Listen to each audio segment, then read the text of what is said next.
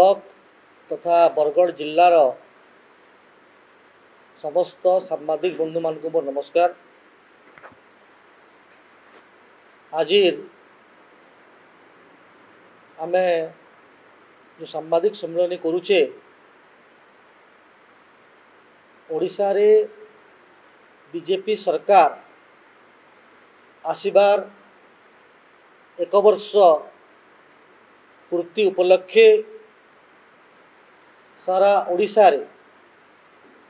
आज विभिन्न जगार विभिन्न कार्यक्रम करा जाउछि। आमे मध्य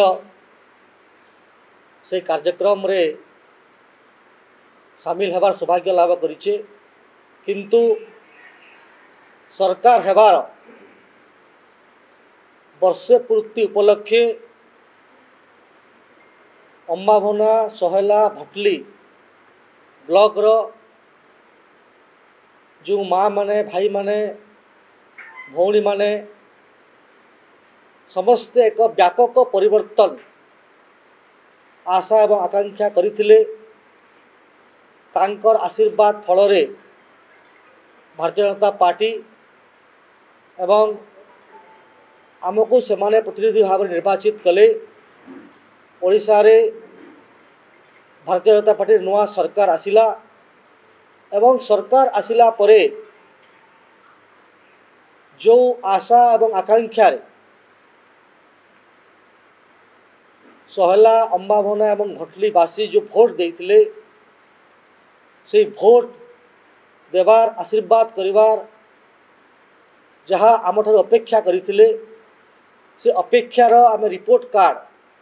गोटे वर्ष भितरे आमे कौन सबू योजना करी सारिछे एवं कौन सबू योजना हाथ को नहींछे ता पाई आज रही सांबादिक सम्मेलन एवं आज आपण देखि पारुथुबे जे विगत 25 वर्ष धरिकी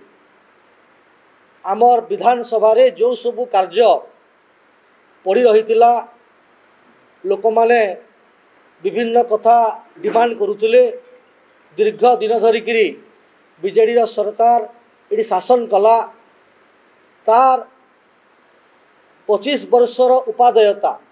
केबे से माने साहस कले नहीं सांबादिक मान को डाकिकी सांबादिक सम्मेलन करी जड़ेवा पाई। आमे कहूना जे व्यापक परिवर्तन करिचे, किंतु आमे जहाँ सब परिवर्तन करिचे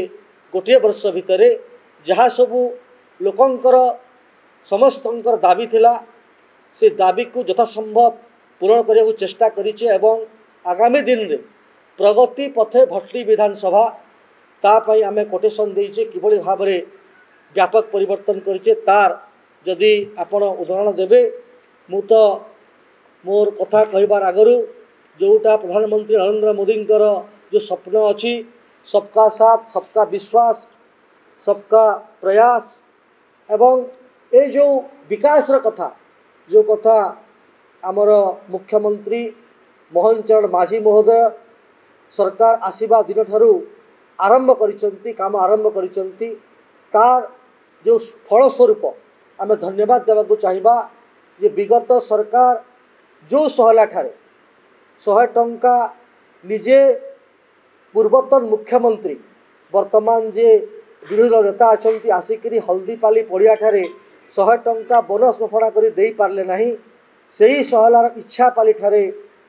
आमर माननीय मुख्यमंत्री श्रीयुक्त मोहन चरण माझी महोदय आसी 800 टंका इनपुट सब्सिडी देले। आमे जो कथा कहितलु सहेला ठारे इच्छापाली ठारे ओडिशावासींकर इच्छा पूरण हैला। धान 3100 टंका समस्ते पाइछंती एवं सबुठारु बड़ कथा हैला से खरीफ ऋतु हो कि रवि ऋतु हो दुई ऋतु रे तांको चाषी माननकु 3100 टंका मिलिबार व्यवस्था हेछि एवं लोक पाई सारिछंती। सुभद्रा योजना रे माँ माननक पाई जो कथा अछि जे आमे देबु ओडिशा सरकार तरफरु 2टी किस्ती रे आमर सुभद्रा योजना रे 75,000 रु ऊर्ध्व महिला सुभद्रा योजना रे सामिल होती। अम्बाभना सहेला भटली ब्लॉक रे जो थिरे केते टंका से माने प्राप्त करिसंती तार मध्य हिसाब निकास आमे ए बही रे देइछु एवं खाली से कथा नुहे आमे ए अंचल विकास पाई सबुठु बड़ कथा है जे आम अंचल जे शहीद माधव सिंह हाथ खर्च नाम गोटे योजना कराई जो माने आमर देशपाई आमर भविष्य निज रक्त टणे बड़ी जाते निजे निजे जमीदार परिवार 5 शहीद होते ना माधव सिंह हाथ खर्च ओडिशा रे एक योजना भाव में समस्त आदिवासी युवक माने स्कॉलरशिप प्रदान करने +2 क्षेत्र में व्यवस्था ए सरकार आसिला परे करा जाइछि एवं से कथा मध्य आपण विभिन्न समय शुणुचंती एवं यह छड़ा पवित्र विधानसभा गृह रे लगातार प्रत्येक सेशन रे अंचल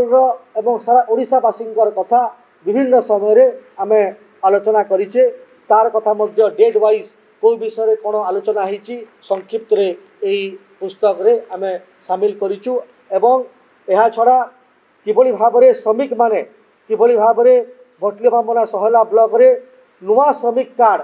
1349 जन श्रमिक मान पंजीकृत करा जाइछि एवं श्रमिक मानकर परिवार विवाह पाई 145 जन को